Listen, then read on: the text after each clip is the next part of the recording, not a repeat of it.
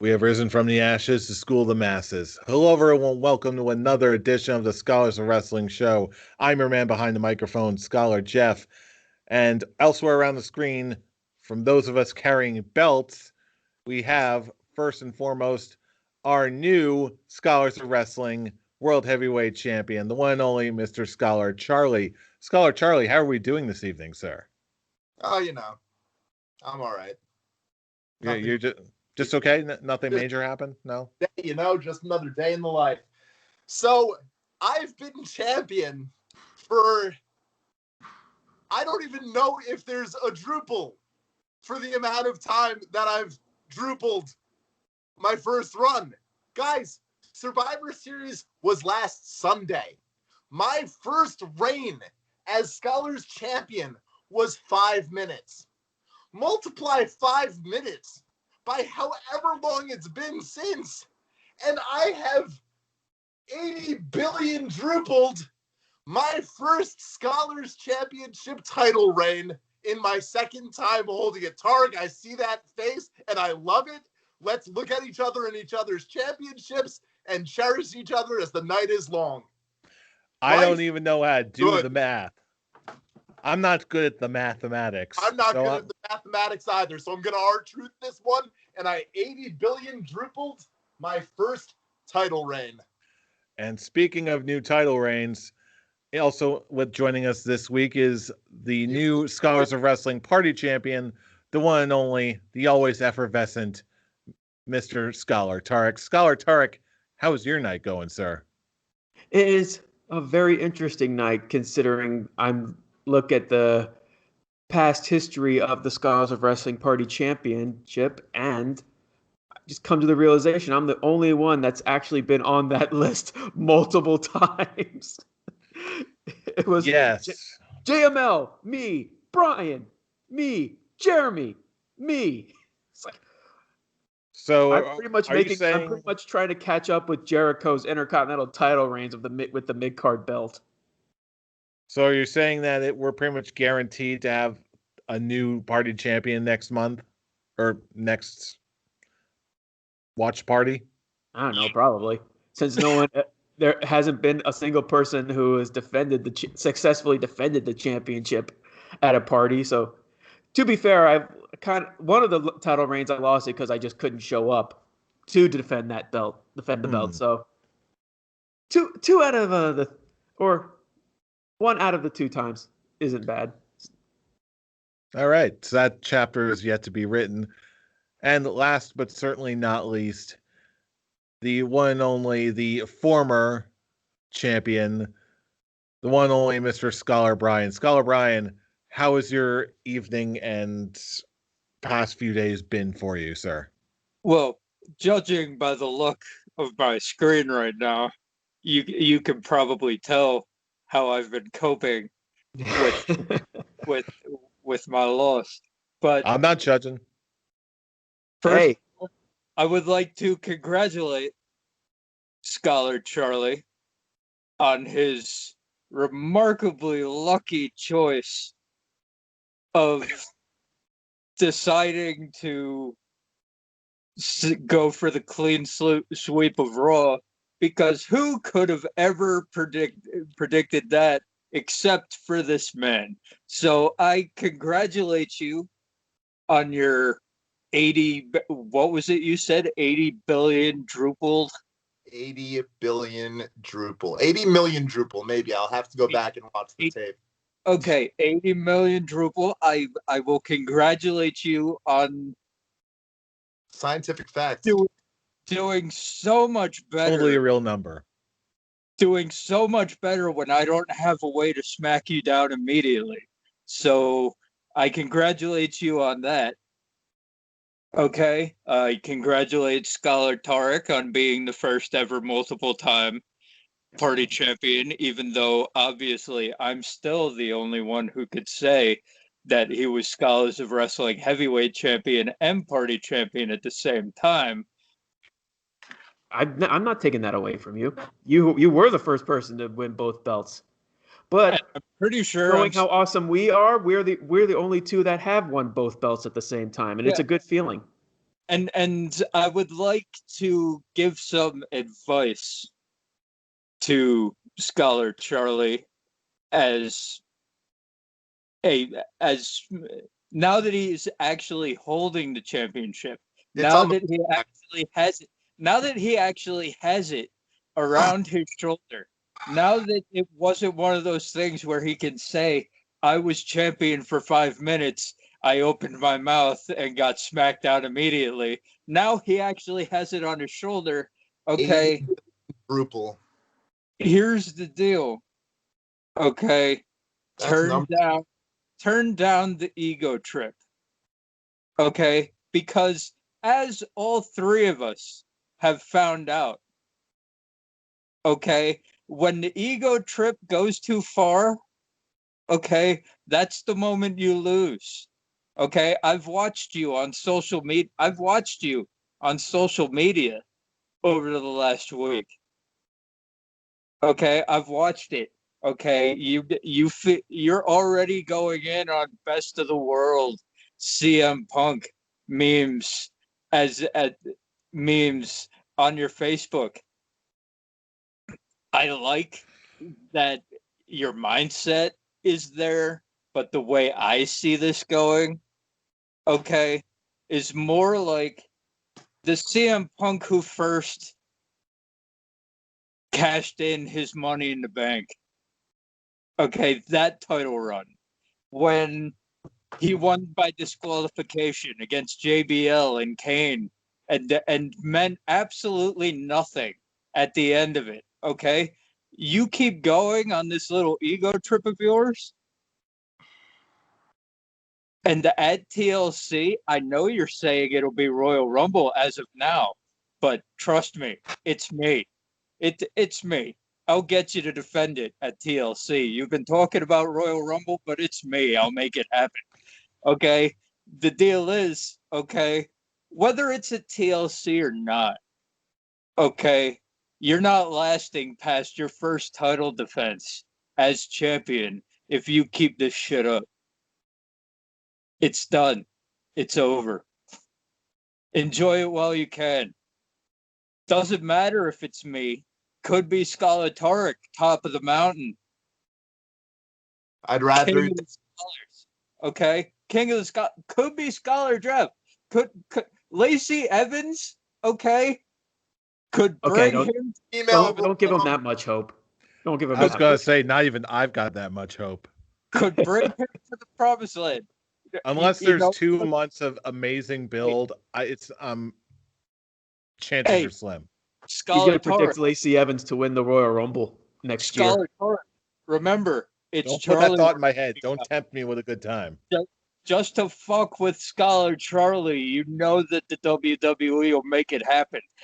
That's it. That's the advice I have. Be careful with the ego trip, because as soon as you go full ego, you lose. So bring it down. Bring it down just a little bit. That's it. I will give a good congratulations to you, Brian, for your record-breaking title reign for 168 days. Now you're the longest reigning champ. You beat my 148 days. Congratulations, sir. See, I legitimately did not know that. I know. Granted, it's because of Charlie that you had that long of a title reign. I got. But alas, no. I'm Brian. You know, I'm honest with you. I know. If he didn't make, if Charlie didn't make that call to try and have SummerSlam and NXT combined scores, you and I both know that SummerSlam, the championship, would have been mine. But hey, he pulled that on you. Poured that on me actually, and you secured your lengthy title reign. It was very, very well earned. Yeah, okay. and that's why I'm not as mad as I normally would be that this man is Scholars of Wrestling champion. Hey, good on you. Okay, I want to help make you a good champion. Okay, really? And let's face it. Okay. the way you've been talking on social media, okay, say yeah, and dude, we talked, no bullshit. We talked on the phone at Survivor Series, and he said that he would defend. This evening, sir. He'd be a fighting champion. He would I defend will, whenever I if I asked for get it. a chance to speak myself. And then, okay, he says he's not going to defend the TLC. He's going to wait until Royal Rumble. If I could get a chance to speak, I'd explain myself. No. Jeff, I said we knew what we were getting into this week. I didn't. Color me I into knew it. exactly I don't what know. we were getting into this All right, week. can I, What? teachers, can I? Yes, you in the front row. Thank you. All right, can we agree on something? We can all mutually agree on something. Brian, too. Get his head out of his ass and agree with something. 2020 sucks, right? Agree. Pretty much, yeah. So do you. I'm not defending till 2021. See you at Royal Rumble. Anyways, now that that's out of the way, let's talk Survivor Series. Yes, indeed. Now that all the belts have been settled in their proper places, let's go back and revisit how we actually got here, shall we? This is the aftermath of Survivor Series 2020, the year that was, starting things off right out of the gate with the Battle Royal, and no Big E in sight, as it seems. That totally screwed us over. That was very odd. Yeah, I don't understand what they're doing with Big E. Like, I thought he was getting like a big push. I thought that was the plan. But now he's not. Now he's not even wrestling at a big pay-per-view. Well, it's not really that big anymore, the way that they treat it. But it's still supposed to be like one of your top four. So you would, if you're building him up, it makes me think they're not building him up for what we thought they were. So, and then when Big E's gone, as soon as Big E wasn't in there, I was like, oh, of course it's got to be the Miz. What do we? I texted Tarek the night of. I texted the group chat the night of. It was like, why did nobody even think of the Miz? Because we all had an idea of what we thought was going to happen in mind, and we locked in on that idea, which is too easy to do. Yeah, and then it's just what it. Once Big E wasn't in it, it made all the sense in the world to me that the Miz was going to take it. So it was like, Big E's not here. Then it got predictable, because it's like, who else could win it? I like that Dominic got a big role. I like the Dominic and Chad Gable bit at the end. It was definitely very reminiscent of Kurt Angle, Rey Mysterio back in the day. And that's exactly what it was. It was pretty much like the rebooted Kurt Angle and Chad Gable and the rebooted Dominic with Rey Mysterio. And they put on quite a show. And of course, and instead of using this match to, put over people of the future, they put it to The Miz. Mm-hmm. Whoop-de-doo. Hey. I hate you. That was mean. But to be fair, sometimes you got to be mean to tell the truth, and that's what it is. Hey, to be fair though, we're talking all this stuff about what the Miz is going to do next, what Big E is going to be doing next as far as a singles run. I think we tend to keep forgetting that there's all paths lead to Rome here. There's more than one way to push a guy and give someone a singles run. Not all singles runs are carved the same way. And I think that just proved, that night just proved that, maybe there's more routes to getting there than we originally thought at first. Also, it looks like from what happened on SmackDown tonight, they may hint at a Big E going for the Intercontinental Championship. Don't talk SmackDown, please. Failed.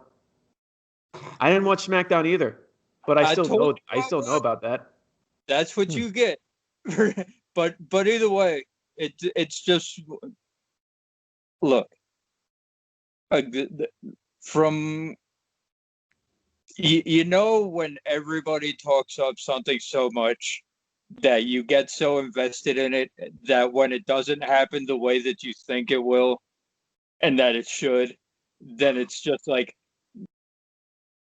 oh, he's going for the Intercontinental Championship? Whatever. That's not because it's the Intercontinental Championship, not trying to throw shade at Scarlett Tarek over here or anything. It's just like the way that everyone bought up, the way that everyone talked up what Big E's role should be at WrestleMania and all that. I got so invested in that mindset that it doesn't matter what he does.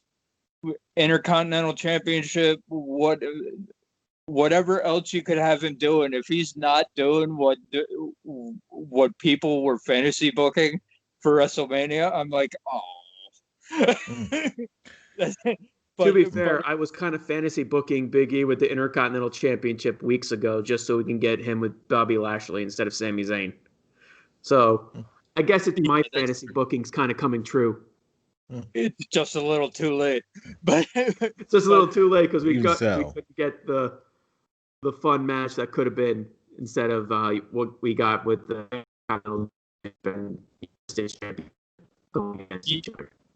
yeah, but as for this battle royal, it was a battle royal. It's how battle royals normally work.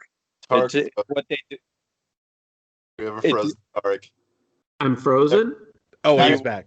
Not anymore. You were frozen. You're back you were frozen today. You were a little rough. Guys, but the Miz does the Miz things and gets. Okay.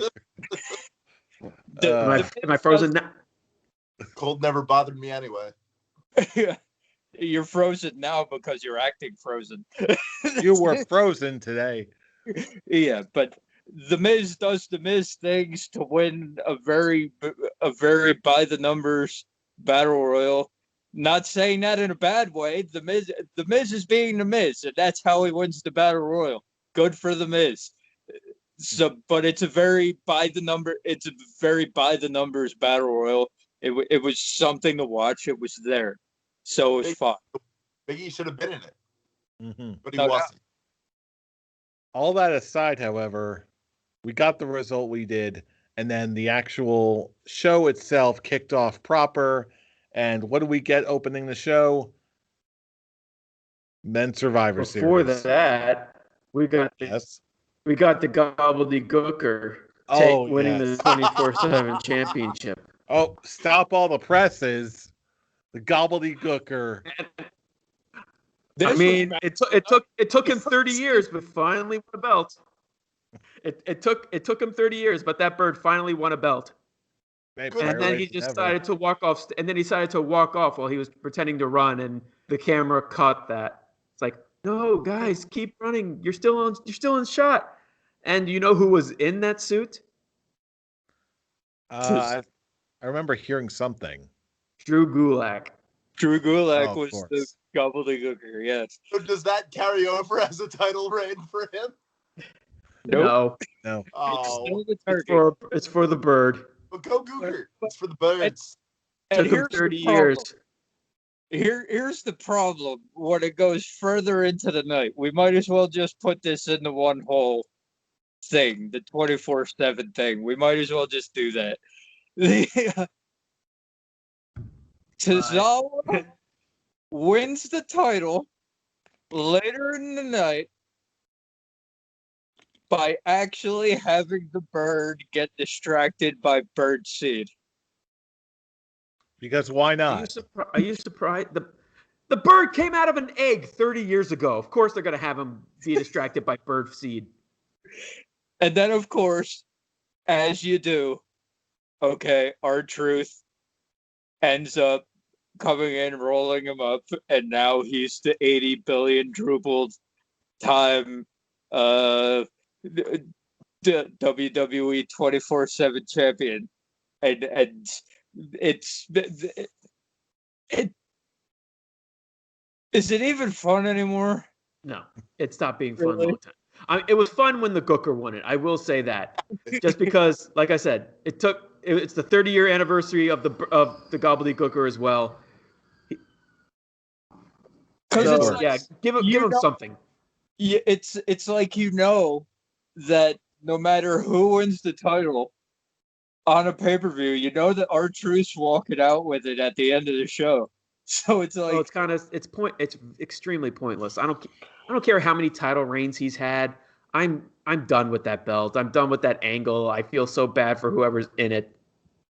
I love me some R-Truth comedic relief though.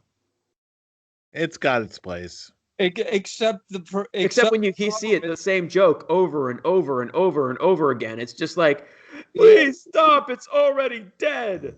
Yeah, but he's best friends with Vince, so it's not already dead. Not till so Vince. Are you saying that there's no chance that this is going to go away? No chance. No chance in hell. Waka waka. Waka waka. But anyway, speaking of 80 million druples, let's get to the main card as it is and find out how we all got the hell over here to begin with. Because men's Survivor Series match, guess what? Scholar Charlie called it raw clean sweep. What the hell? Seriously, what the hell? He avoided getting being the first Scholar to start off with negative points. And that was the biggest discussion. There are pictures of me watching that match. And they are great. But what the hell is the proper answer, Jeff? So thank you for that. Because I don't even know. However many, almost a week removed, I'm still shaking in my huggies. I don't think I've seen you that scared and terrified and excited all at once in years. Absolutely, sir. All of the above. Check the boxes, sir. I was more in disbelief. Like, are they actually doing this? Yeah, they're actually okay. That actually happened. I was shocked with 3 things on Survivor Series, and we'll get to the other ones later.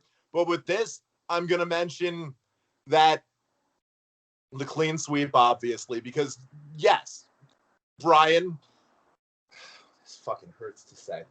You were right in including luck in congratulating me, okay?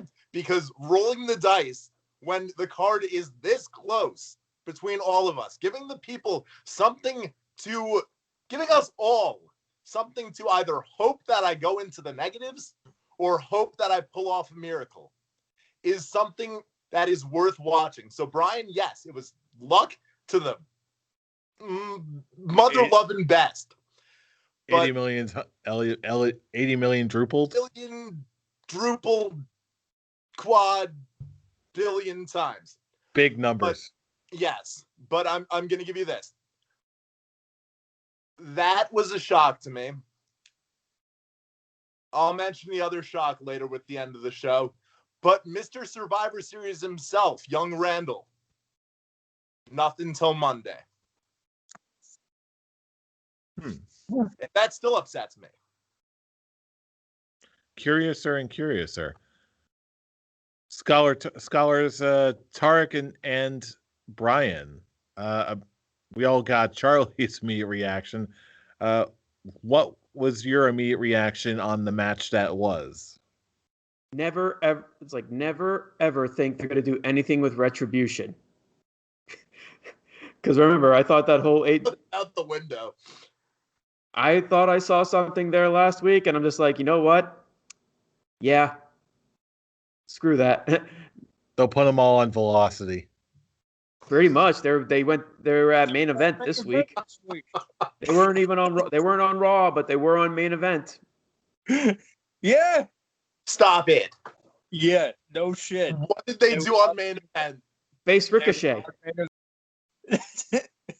I don't know who that hurts more, Ricochet or oh gosh. The answer is yes. Yes. Yes, because yes reasons. Yes. And man, this and back to the Survivor Series match because we don't want to talk about any more of that sadness. Oh.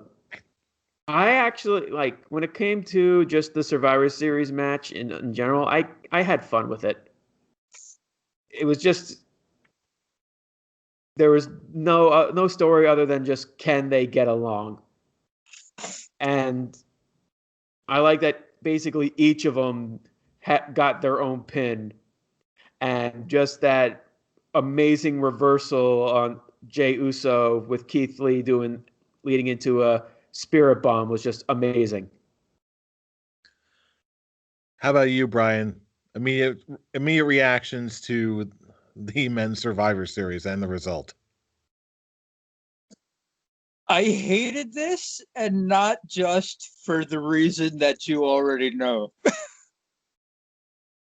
Okay, here's the deal. Okay, obviously I hate it for the obvious reason. But it's also, okay, yes, Scarlett Tarek did say that the only story leading up to this match was that Team Raw could not get along. All of a sudden, in a 6-day time period, they're so cohesive that they could just fucking take out an entire team. I'm like, the way that they built this story going into it, the little bit that they had, it makes no sense with what they did with the result here. Yeah, the match itself, the match itself was fine. There were no botches. There was nothing bad that happened. But I'm like,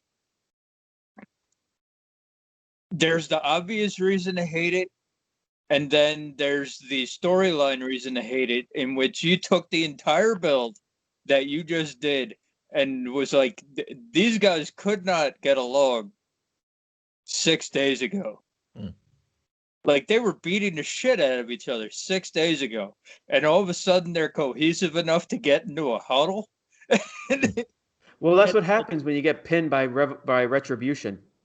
To get into a huddle and they're willingly taking orders from AJ Styles when 6 days ago they were beating the shit out of each other in the middle of the ring. Yeah, because the threat of going on to over the Sunday Night Heat is very real. It's just one of those that's why like even that's why when Charlie made the pick, everybody laughed at him. I didn't laugh. Like, I was like, whoa. Yeah, everybody didn't take it seriously. Everybody didn't take it seriously because the story they were telling. Okay, the story they were telling, Braun Strowman and Sheamus were going to cancel each other out. They were going to take each other out. Like that, all of a sudden, it didn't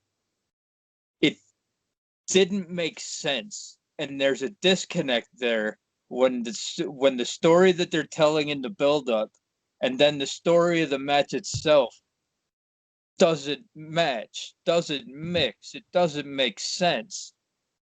So at the same time, I'm watching the match and being like, yeah, I'm losing the Scholars, I'm losing the championship. That's just I'm gonna throw that out right now. It's done. But then you think about it and you're like, was the match good? And with the disconnect I had with the story, I couldn't even enjoy that. I couldn't enjoy the match itself because the story had a disconnect because it didn't match the story they were telling in the build-up. Agree to disagree, I guess. All right. Well, one thing I'm sure we all have the same perspective on is the next match, Street Profits versus the New Day. I was having a bit of a brain fart there. This, I feel like, can we all agree that this one absolutely hit what we were expecting out of this match? Yes. Okay. Yes. We all have an accord? Yes. Yeah. For me, This this was was my great. match of the night. And way to go Okay. on, Tarek. That was an amazing call. That actually made our night more interesting. It did. Yeah, Then that down to Drew and Randall. yeah. Mhm. Drew it and did. Roman. Randall wasn't on it because he's the man for Survivor Series and was nowhere on it. Well, that's fine. It would have lost anyway. But that's it. But it's All in due time. yeah, this was great. This was everything it needed to be. The right team won. And there was one scary bump when when Kofi did the jump over the ropes, landed on Montez Ford, and Montez Ford slammed his head back into the onto the outside floor. Mm-hmm. I was like, how is he not concussed? But other than that, it was just, this was everything you expected out of these two teams. This was everything you could have hoped for. The right team won. It was the right decision. Not quite my match of the night, but very enjoyable to watch. Got me back into the show. Awesome. Good to know we've finally got an accord for once. Then, of course, after that, we got Bobby Lashley versus Sami Zayn. Is it a fair bet to say that this is not anyone's match of the night, but we've still got what we were expecting? Yes. The only thing I wasn't expecting it was the match to go that long. Yeah, I didn't expect 8 minutes. I expected like 3 or 4. I expected Bobby Lashley to have a murder. I expected Bobby Lashley to just fucking. It wasn't even that. The match went exactly how I thought it was going to be. The whole story of how he's trying to get himself disqualified so he can get the win. That's exactly how I pictured it. The only thing that caught me by surprise is that it took an extra 3 to 4 minutes to get there. Interesting.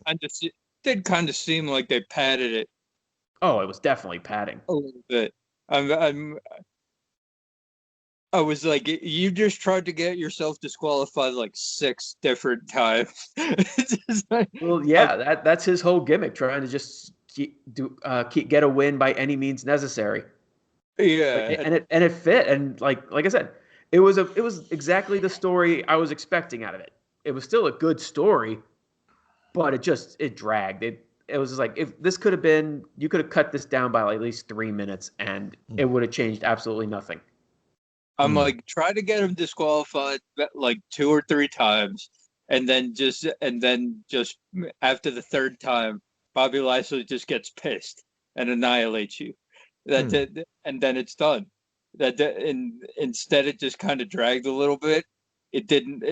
The story that was told was the story that we expected. But yeah, as Tarek said, it dragged on for about. It overstayed its welcome, I believe. And so it's like we got the result we expected, but it's just like, Okay. kind of took a little while to get there. It's like, come on, man. Scholar Charlie, do we have an accord here? Yeah, it just should have been a squash. I wouldn't have gone that far for it to be a squash. Not a squash, but maybe within the 5 to 7 minute range rather than where it went. Yeah, even Agreed. like going off with what Brian said, like he should have just destroyed it. To an extent, I'm kind of glad that they didn't have the whole destroying thing, because, I don't want the United States champion to destroy the Intercontinental champion, because my disdain for the United States champion would just raise even more if that was the case. Well, can't disagree with you there. But here goes for our next match. We've got Sasha Banks and Asuka. This came very dangerously close to being my match of the night. It really did. Facts. Awesome. This was awesome. This was great. Did anyone, show of hands, did anyone have this as a match of the night? I No. knew it was I already going to said my match of the night, so no. going into Survivor Series and the run of her career as I feel with it. I knew it was a match that I was going to look forward to. But we all know where my attention was going into Survivor Series, so I couldn't have thought of it as the match of the night. But I did think that it would be high up on my card. Mm-hmm. Yeah. When you see this match on any on anything, Raw, SmackDown, whenever they've decided to have it, okay, you know the match is going to be good. Okay, these two They are have such good chemistry. they're probably the best two in the E right now. Okay, so this was a champion versus champion match. The champion versus champion match is like that everything except the United States versus the Intercontinental Championship match, because that was exactly what it was supposed to and probably should have been. But this champion versus champion match, the tag team champion versus champion match, and the match we'll get to in a little bit, okay, they were matches that befit the champion versus champion. This is the best of who we got on this side. This is the best of who we've got on this side. Go ahead. Have fun. Whoop each other's asses. And they did. And once again, the right person came out on top. Okay, it's Asuka's been dominating the feud since the beginning of the year. Sasha Banks just became champion. Okay, so she needed to win to boost herself up for when she inevitably faces Bayley again at WrestleMania. So this was exactly what it needed to be. I loved it. Mm-hmm. What I enjoyed about it was the fact that because these two have such a history in this year alone, that it was a match there, two people who know each other so well. And like I said, they have great chemistry together. They know how to put on great matches. There were a couple of moments where I thought that I'm like, okay, I'm catching a little bit of the boredom, but they managed to bring me back. And it's the fact of them. It's not of like who gets the finishing move. It was just the match ended with just basically a series of roll-ups, and Sasha got the better of the roll-up attempts over Asuka. Mm-hmm. So it showed how even these two women are, and just how on this night Sasha got the upper hand. Mm-hmm. That it didn't make Asuka look weak. They saved that for Raw when they had her tag with Lana to fight Nia Jax and Shayna. It's one of those, like, sometimes the roll-ups work. Mm-hmm. Okay, sometimes the problem with the E is they do it so much that when they pull it out in a match like that, you're just like, oh, really? When if they did it every once in a while, you'd be like, oh, that's a great ending to that match. Now it's just like, oh, it's a way they end the match at least once a week. So it's like, so it's like that was pretty much the only way it could end, because I don't see either of them tapping out in this stage of their feud. The Sasha Banks, when she was a heel, would have tapped immediately to whatever was going on. But now that she's a babyface champion, okay, she can't tap out, and Asuka's not gonna tap out. So it's like the only thing you can do is the roll up. Mm-hmm. So it makes sense that didn't take any points off, but let's face it, the roll up is a tired finish. At this 24/7 title killed it. Well, yeah, but then again, I don't think we should ever speak of that title again. Speaking of unspeakable things, we still have the women's Survivor Series match. Not quite as dynamic and earth-shattering as the men's Survivor Series match, at least not this year. But yes, Scholar Tarek. Let me put it this way.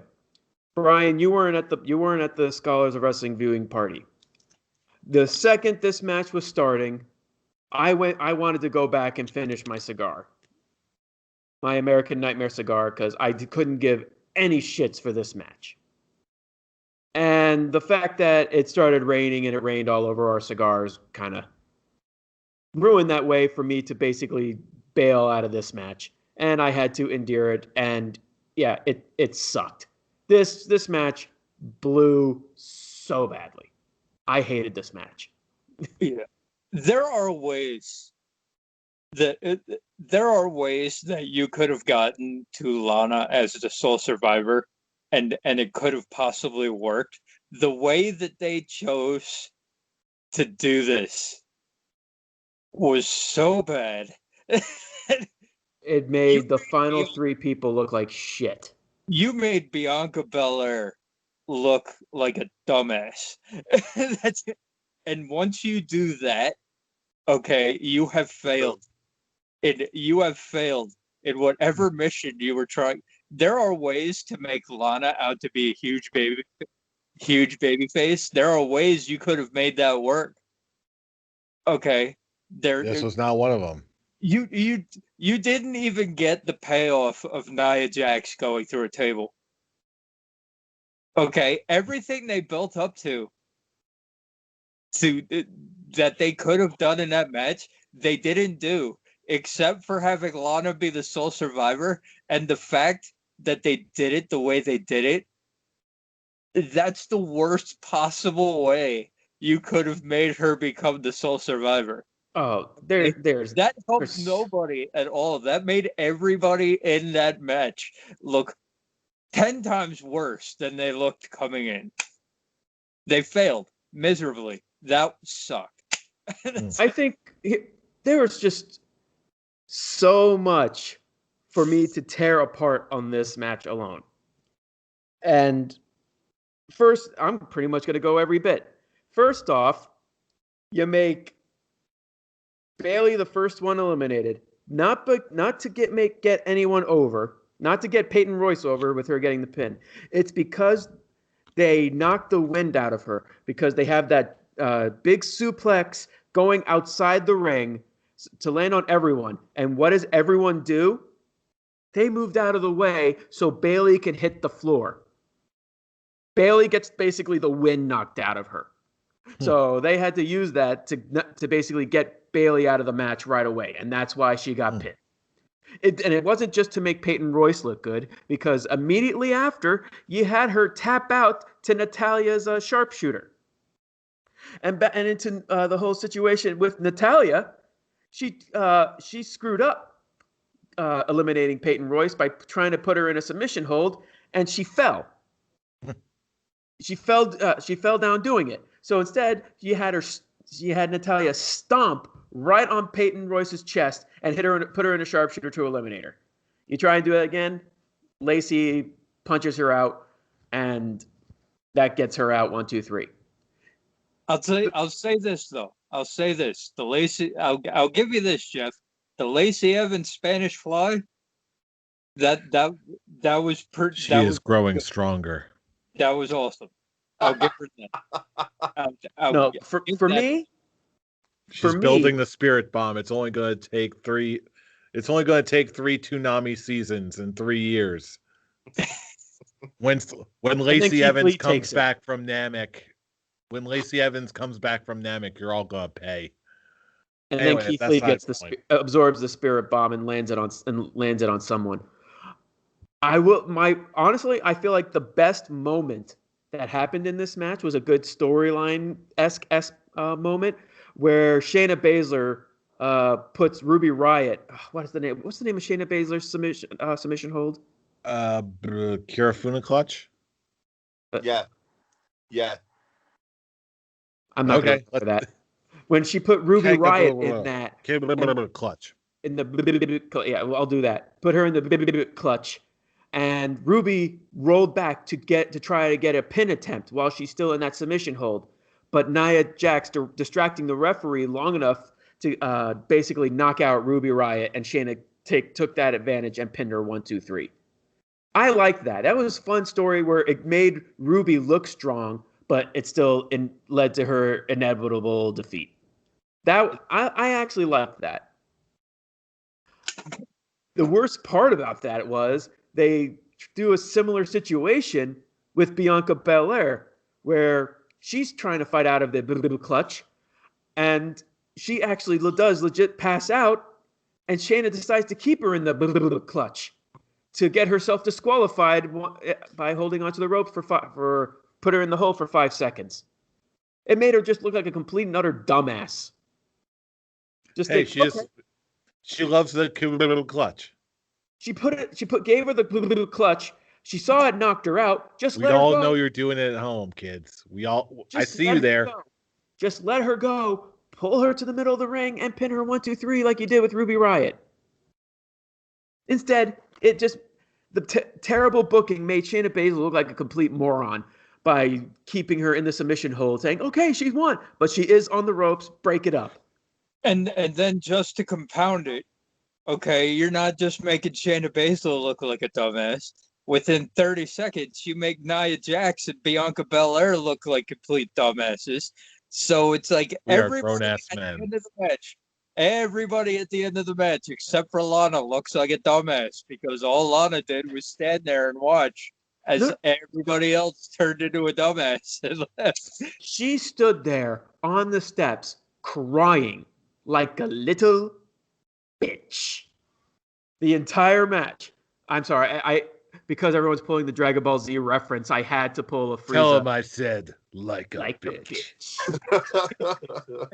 I had to, but still, she was crying in the corner. So, because she was just feeling so emotionally defeated that everyone didn't want to work with her.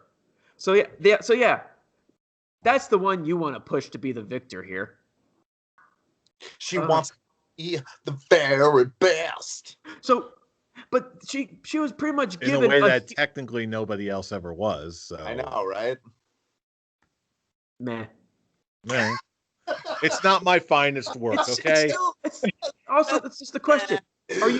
Are they trying to push Lana as a face here by giving her the heel victory, giving her the heelish victory, and having her react like a heel, like she did it all by herself? And then you have Asuka pretty much just giving her pretty much a pity title match, making Lana look like, oh, you know what? I'll give you a title match. Because you're such an amazing challenger. It pretty much made Asuka look like a complete, bitch.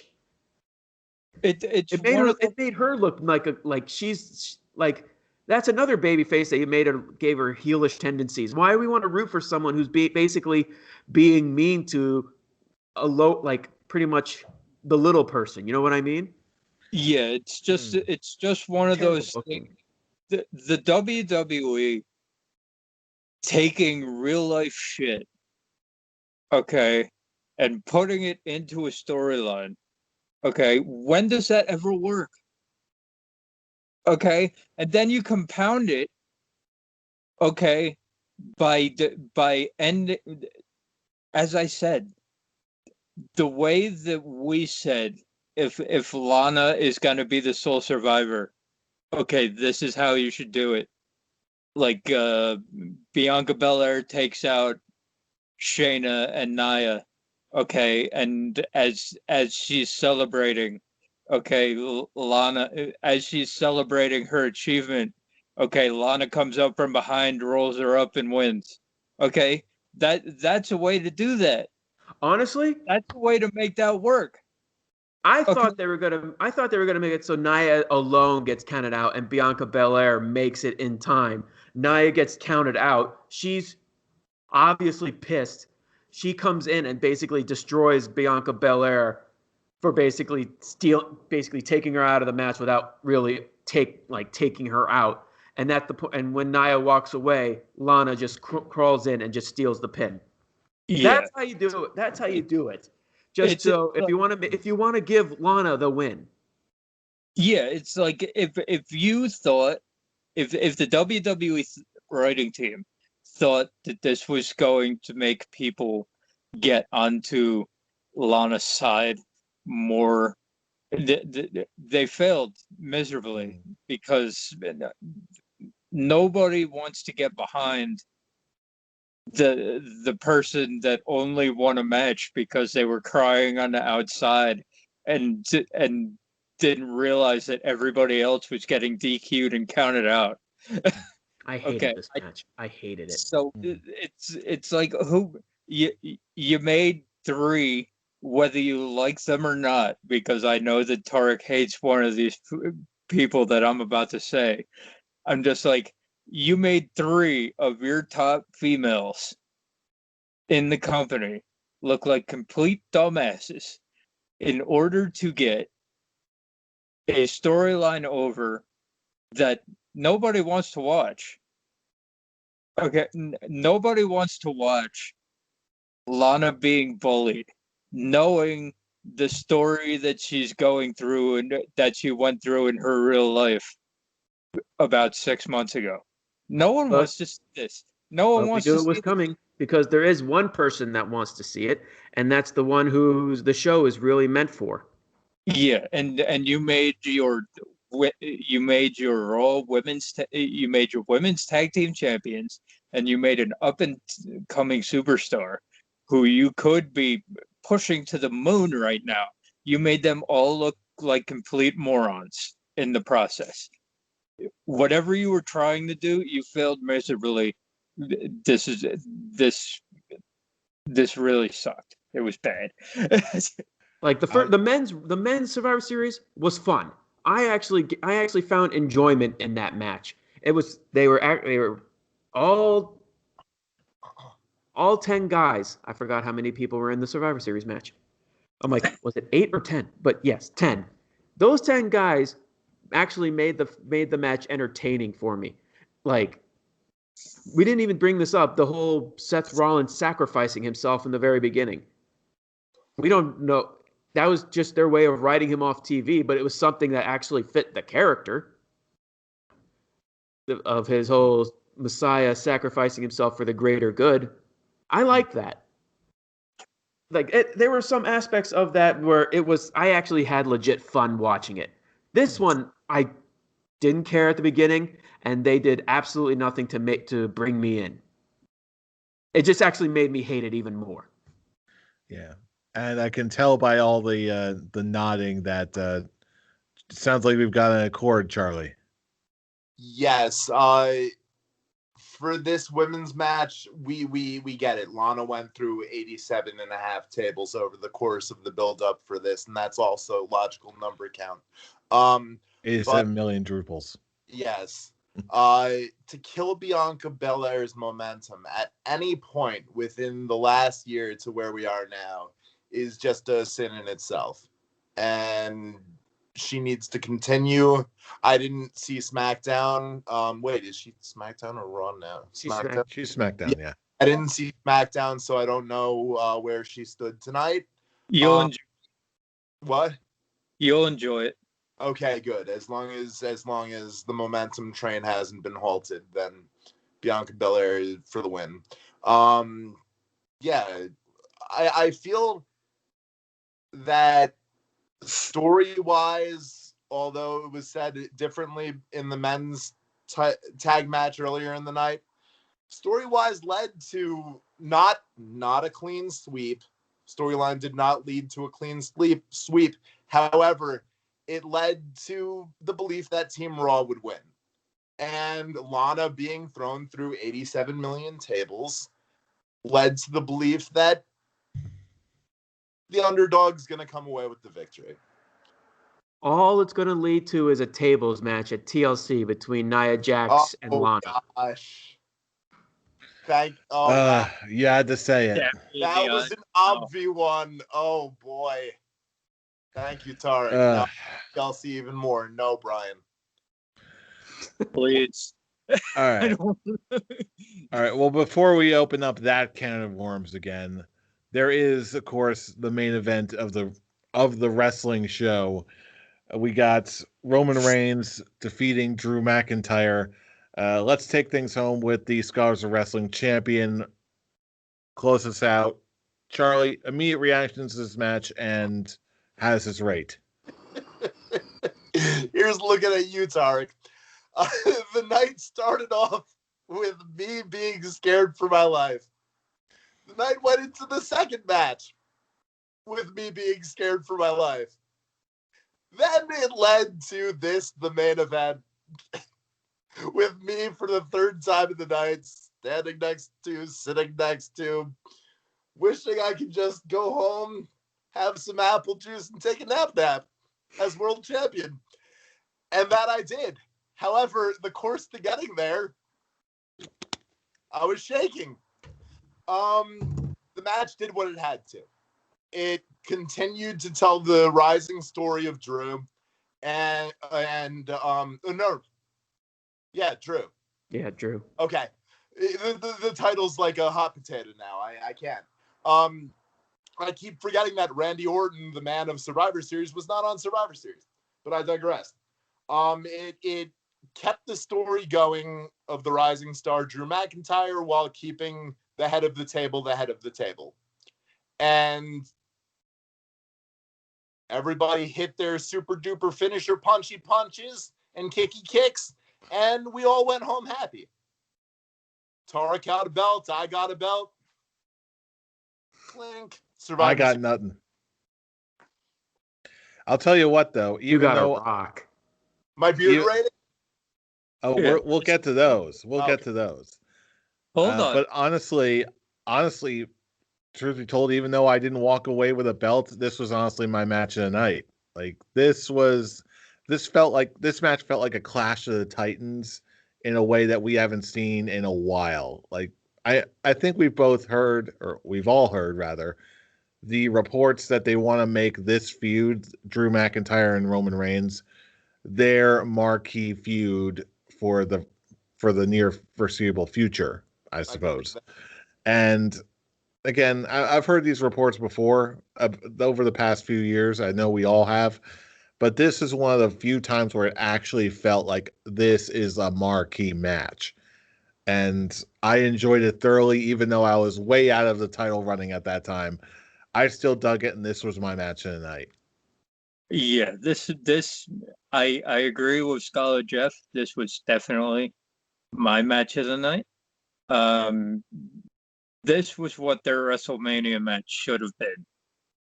Okay, this would have made that match so much more enjoyable. Okay, these are the top two guys in the WWE right now. These are the guys they should be building the company around. Okay, and this match just showcased that. And if we get like 10 more years of them going at it like this, okay, that it's going to be a good 10 years. It started out really slow, but and it was really kind of boring for like the first few minutes of it, but it did what most main event matches should do. Okay, most main events matches start out boring and then they crescendo. They build until the crescendo at the end. And this went balls to the wall for the last 10 minutes, and it was great, all of it. Like this, I always knew that Drew McIntyre could do this, and I've seen Roman Reigns do it on multiple occasions, even though we didn't want to acknowledge it because of the horrible character he was playing. But now he's at the top of his game in all aspects. And so it's one of those deals where we don't talk shit about it anymore. And this was exactly what it needed to be in all angles, and it was great. Tarek, do you concur? disagree? This was my number 2 match. What I enjoyed most about this is that this was definitely more storytelling than it was wrestling match. What I liked about the tag team match is that it was a good combination of the two, of like, especially on the story of New Day realizing that Big E not being there have to change their arsenal. Especially when they hit the what is their combined finishing move with leading with the big ending, where someone's on the turnbuckle and they jump into the big ending. I don't remember but when they did that, huh? I'm not certain what it's called, but I do know what you're talking about. I do enjoy that they said that it's a more impactful move when Kofi's doing it with Big E instead of the combo of Xavier Woods and Kofi, because that makes sense. Okay, you don't have the big chocolatey goodness. Okay, but down. You have Xavier Woods, and that's not going to be the same. Yeah, with that, like, I do agree that the beginning was I wouldn't say it was boring. It was just very, very slow. It was, honestly, the first like 7 minutes of this was just them staring down each other, and I thought it was just amazing. And I was there for their WrestleMania match, and as much as I did enjoy that one, I can understand why at that match, like, that wasn't their match then, because Drew wasn't even close to the position where he's in now. Not even close. So it made perfect. It was a very standard match. This one, as I think Jeff put it, it was a battle of the Titans. Yes. Yeah. It definitely felt that way for the second half. The first half was just basically them filling each other out and all that. But you could tell that the second half of this match it became a Paul Heyman match, where it was just landing finishing moves or big moves right against one another. It was fun.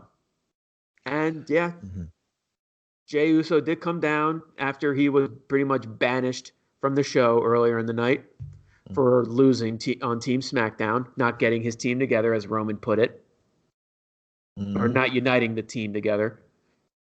And Jey helped Roman get the advantage. Roman hit the low blow and choked him out. And it still made Drew look strong in defeat. Which I love the fact that they actually brought that up on tonight's episode, but I won't go any further details to make Scholar Charlie not cry like a little girl. And it's also like Drew McIntyre looked angry as fuck at the end of this match. So it's like that's something you can come back to. Okay, they shouldn't in the near future, because you still want to build your brands and all that. But you can always come back to that. Like, say the next time Drew and Roman are around each other, Drew can say, "You didn't beat me. You had to have your cousin." It'll make Drew's inevitable win over Roman, clean win over Roman, that much more special when we finally get to it. It's gonna be the equivalent of like Daniel Bryan's WrestleMania 30 win. Like, they're probably even saving it for like a WrestleMania match when they finally, join the same brands so they can actually fight for the title. That'll be Drew's crowning WrestleMania moment in front of a live crowd. Finally overcoming the tribal chief. I'm not going to call him the word that they still call him now, even though that's not his gimmick anymore.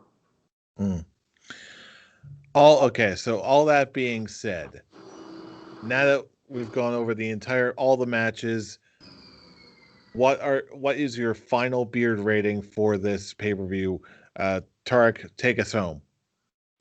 all in all, minus the women's Survivor Series match, I actually found enjoyment in this show.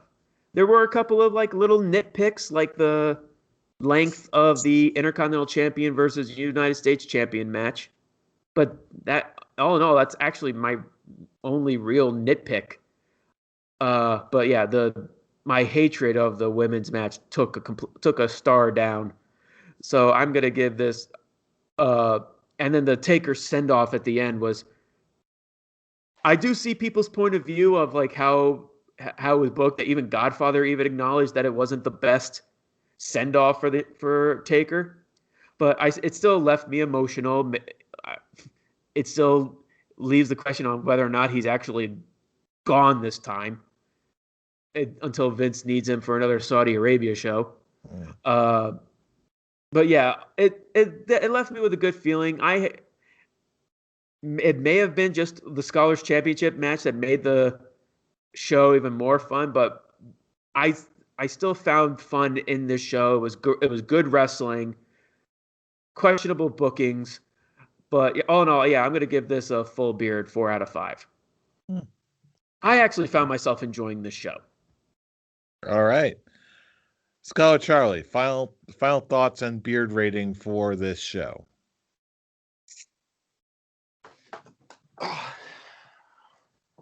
When I run down my recap of Survivor Series, the opening match, as outstanding of a pick that was, Brian's right. It was not a quality match. Tarek's right. It had its moments of Seth Rollins sacrificing himself. That was a moment. So we can't really put that up there on one of the marquee matches of the show. Drew and Roman, it's up there. Sasha and Asuka, it's up there. Street Profits and New Day, definitely up there. So those matches, I think, made up for it. And I'm going to have to agree with Tarek on it. It's 4 out of 5. All right. Scholar Brian, final thoughts and beard rating for Survivor Series. I think my enjoyment level actually wasn't as much as it normally would be for these kinds of shows because of the not because of what Charlie thinks right now, because his face is going red, but I was under lockdown and I couldn't actually be at the Scholars Watch Party, so here I am watching it by myself. And when that happens, most of the time the enjoyment level is a little bit less because I'm not around other people who are enjoying the show as much as you guys may have been. So what I thought was good was really good. And what I thought was bad, okay, as I said, the women's match was shit. Probably fucking worst match of the year. Just putting it down there right now. Just because of the damage it did to everybody who was in it, to everybody who was involved, the damage it did to all the characters. It's like that. All the characters that were involved in that last bit took like 10 steps back from where they were coming in. Okay, and so and the men's match, not even going into the outside factors, it's just like, as I said before, that it didn't make sense. The story that they were telling coming in didn't make sense to a clean sweep. Okay, you would still have they're at odds with each other. They wouldn't come together as a cohesive unit within 6 days and dominate. Okay, you'd still have that infighting. You didn't see any of that in the match. They were like a cohesive unit. They were doing football huddles to plan out their next move. Okay, that doesn't work. And Sami Zayn versus Bobby Lashley, it was what it was supposed. It was what it was supposed to be, Okay, and what it was supposed to be. Okay, what it was supposed to be was bad. Okay, it wasn't supposed to be good, so it wasn't. So it's like, okay, that's fine, but it's like I can't. The matches that were great. So I can't go lower than what I'm gonna go, but I can't go higher than a classic OT. Hmm. I can't. Okay. I was expecting you to go Peach Fuzz, to be perfectly honest. No, because as much as I hate the outside results of what happened, I can't deny that the matches that were great were awesome. Okay, that's it. Yeah, I will go a full beard on this one just because we got so much good stuff, top to bottom, especially capped off with the end of the Undertaker character, For now. which, as far as I'm concerned, at least given the timing of it all, it was about as good as it could have gotten. Yeah, there were flaws, absolutely, but again, it seems like the Undertaker's retirement, call it whatever you will, had also been stretched out for most of the year at this point. So doesn't really phase me that much anymore. So I'm fine with it. What remained, however, was very, very good. I enjoyed it very much. It was of good quality. And not for nothing, the results of the belts exchanging and all of the points and all of the 80 million Drupal points that were distributed all over the place, it was still a ton of fun. I cannot give this show anything less than a full beard. But then again, that's just what we think. So now is the point of the show where we turn it over to you, our wrestling viewing, listening, podcast listening, yelling at the screen audience. We want to hear from you. So wherever you are, all across the internet, drop us what you think. Was this a full beard show? Was this a Peach Fuzz show, or some ways higher or lower, whatever it is? Drop us a line. YouTube comments, Facebook comments, our personal favorite, Twitter comments. Let us know what you think, especially on Twitter. We love that. Follow us there, starting at Scholars OW for all the latest episode uploads every single week. And you can also join the conversation yourself, joining us on our personal Twitter accounts. Scholar Tarek, where can they reach you? You can reach me, the 3-time Scholars of Wrestling Party Champion, at the Avataric. Scholar Brian, where can they reach you? You can reach me figuring out a scholar's quick talk that we haven't spoken about, even though we should. Okay. This Wednesday, December 2nd, winter's coming. Do they pull the trigger? Or do they do the time limit draw? Because here's the deal. Okay, Moxley did bring it up in his promo that there can be a draw. Okay. He said win, lose, or draw. So do they pull the trigger here and give Omega the title? Or do they have the time limit draw and hold it off until Revolution to give Omega the title? I'm going to come right out and say it. No, Kenny Omega wins decisively. I'm going to second that. I think I want to see them pull one big swerve to end the year with Omega winning the belt.